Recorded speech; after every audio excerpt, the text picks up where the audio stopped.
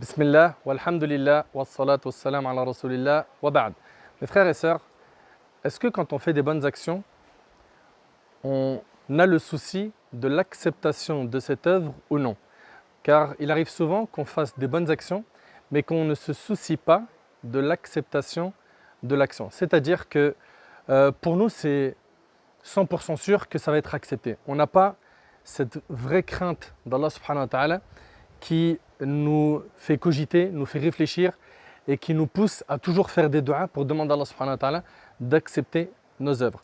Regardez, Allah subhanahu wa ta'ala il dit وَالَّذِينَ يُؤْتُونَ مَا آتَوْا وَقُلُوبُهُمْ وَجِلَةٌ أَنَّهُمْ إِلَى رَبِّهِمْ راجعون. Ceux qui vont accomplir donc des actions et dont le cœur est rempli de crainte. Pourquoi? Parce qu'ils savent qu'ils vont revenir vers Allah subhanahu wa ta'ala. Aïcha radiyallahu anha, et c'est rapporté par l'imam al-Tirmidhi, elle a demandé au prophète sallallahu alayhi wa sallam, est-ce que ce verset parle de ceux qui boivent de l'alcool et ceux qui volent? Et là le prophète sallallahu alayhi wa sallam il lui a dit non, mais plutôt de ceux qui jeûnent, prient et font des aumônes. De ceux qui jeûnent, prient et font des aumônes et dont le cœur est rempli de crainte.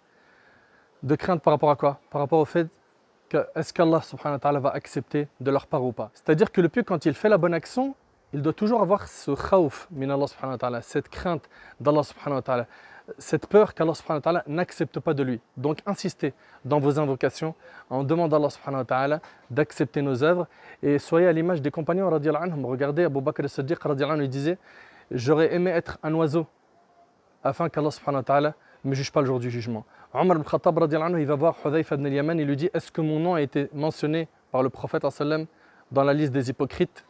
Et les compagnons étaient comme ça.